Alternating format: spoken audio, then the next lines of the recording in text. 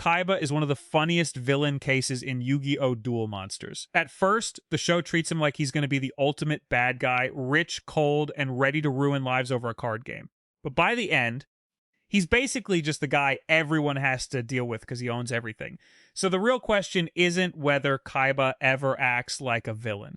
It takes a moment to look at his actions across the series to notice the patterns in how he responds to other people, especially when something valuable is involved. And once you do, it becomes clear that he definitely does. This is a guy who sees an old man with a rare card and decides the best move is psychological warfare. Most people would ask to trade. Kaiba sends employees, wrecks people's lives, tears cards in half, builds death-themed amusement parks, and still acts like he's the reasonable one because he's dressed nicely. But if we're asking whether Kaiba is truly a villain for the whole series, the answer is no. He starts off as one, sure. Then he shifts into an antagonist, then a rival, and eventually something weirder. A guy who hates nonsense but keeps accidentally helping the heroes because the villains are somehow even worse than him. That's really Kaiba's role in Duel Monsters.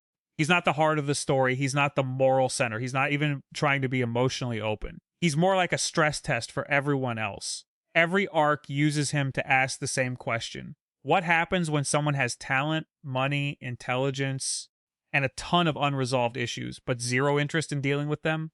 Let's start with the Blue Eyes White Dragon situation. This is peak villain Kaiba. No excuses here. He's just awful. Grandpa has a blue eyes. Kaiba wants it. Grandpa says no.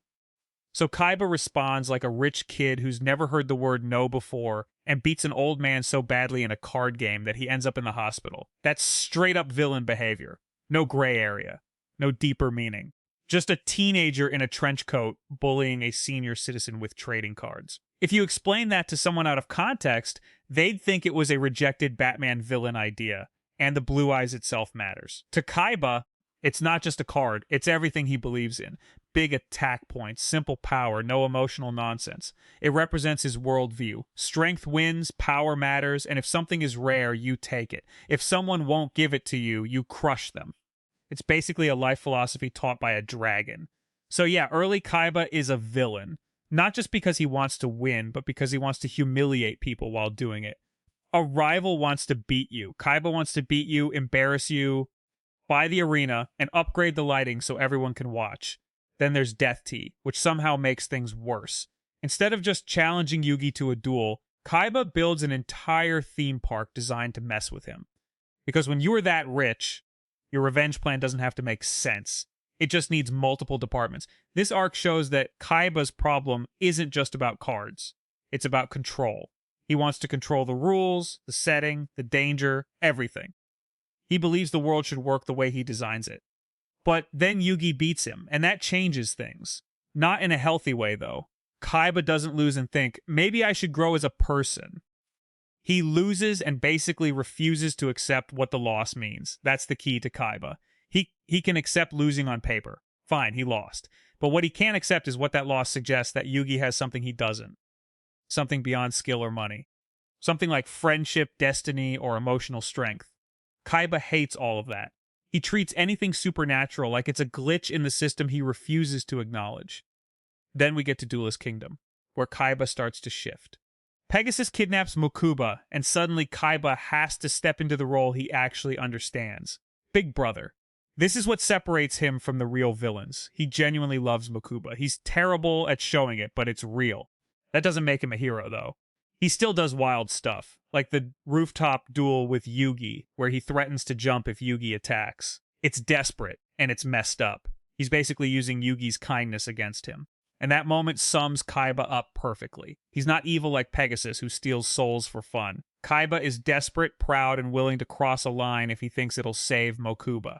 He won't torture people for fun forever, but he will absolutely make a terrible decision and defend it like it makes sense. That's why calling him just a villain doesn't really fit. He's more like a damaged antagonist.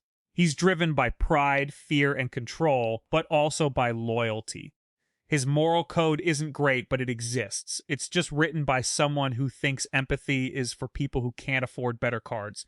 Battle City is where Kaiba really settles into being a rival. He runs the tournament, acts like everyone is wasting his time, and ignores all the obvious supernatural chaos happening around him. Millennium items? shadow magic, ancient curses. Kaiba's response is basically sounds fake. At this point, he's not the main villain anymore. Merrick is. Kaiba just happens to be on the same side as the heroes because the bigger threat is messing with his plans. And honestly, that's one of the funniest things about him. He helps save the world mostly because villains keep interrupting his tournaments. His obsession with beating Yugi also gets intense here. For Kaiba, it's not just about winning, it's about proving he's right about how the world works. Yugi wins through friendship and belief. Kaiba wins through logic and power. Losing to Yugi feels like losing an argument about reality itself. And the show keeps proving him wrong, which is honestly kind of hilarious. Take his duel with Ishizu. She's seen the future and knows how things are supposed to go. Kaiba basically says, no thanks, ignores the prediction, and changes the outcome. It's a big moment because it shows that even though he's stubborn, he's not weak. His refusal to accept fate actually works. It doesn't make him emotionally healthy. It just means his stubbornness is strong enough to fight destiny, which is very on brand. By the end of Battle City, Kaiba still isn't nice, but he does help. He gives Yugi a card that helps defeat Merrick. He steps in when things get serious. He just refuses to admit he's doing it for anything like friendship. That's kind of his thing. He does the right thing, but only after translating it into his own logic. He's not helping because he cares. He's helping because it makes sense to him. The Virtual World arc explains why he's like this. Kaiba and Mokuba were orphans, and Gozaburo raised him like a weapon, not a son. Kaiba learned early that life is about winning or losing, nothing else. That doesn't excuse his behavior, but it explains it. When you grow up thinking love is conditional and power is everything, you end up like Kaiba building death parks and calling it a solution. Mokuba is the one exception. He's the proof that Kaiba can care about someone without turning it into a competition. Everything Kaiba does, in some way, is about protecting him. Even Kaiba Land, as ridiculous as it sounds, comes from a real idea. He wants to build something better for kids. It just ends up being very Kaiba. That's why he's not really a villain anymore. Real villains in Yu-Gi-Oh! Want to destroy or control everything. Kaiba wants control too, but mostly so he never feels powerless again. Later arcs keep pushing him into situations he hates.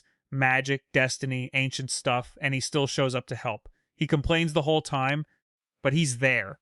That's what makes him different. A villain bends the world to their will. Kaiba argues with the world, denies half of it, and still shows up when things go wrong. He might say the fire isn't real, but he'll still bring a dragon to fight it.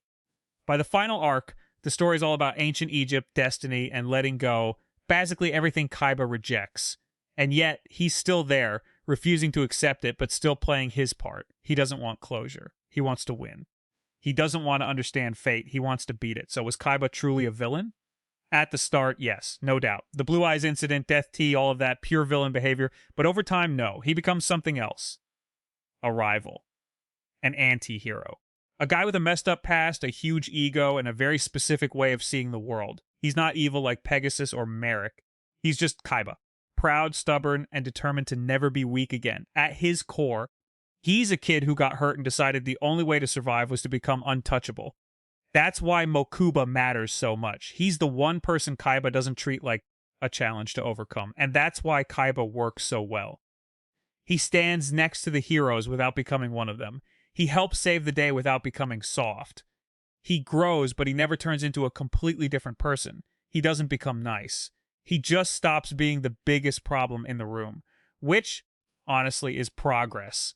So no, Seto Kaiba isn't really the villain of Yu-Gi-Oh! Duel Monsters. He's the rival, the skeptic, the over-the-top billionaire with dragon issues, and the guy who refuses therapy because his dragon has 3,000 attack points. He says friendship is dumb, but keeps ending up in situations where friendship saves everything. He denies magic while standing next to glowing ancient artifacts. He insists everything is logic and skill while a literal pharaoh is right there. And somehow, even while being wrong about all that, he's still right about one thing. You don't just accept fate. You fight it. That's what keeps him from being a villain. Under all the arrogance, there's determination. Under the cruelty, there's loyalty. He's not a good guy in the usual sense. He's not a clean-cut hero. And you probably wouldn't trust him to babysit. But he's not really a villain either. Seto Kaiba is a rival who looks like a villain, a protector who acts like a tyrant, And a kid who grew up into a man who thinks the answer to everything is money, technology, and 3 blue eyes white dragons, which is ridiculous, but also exactly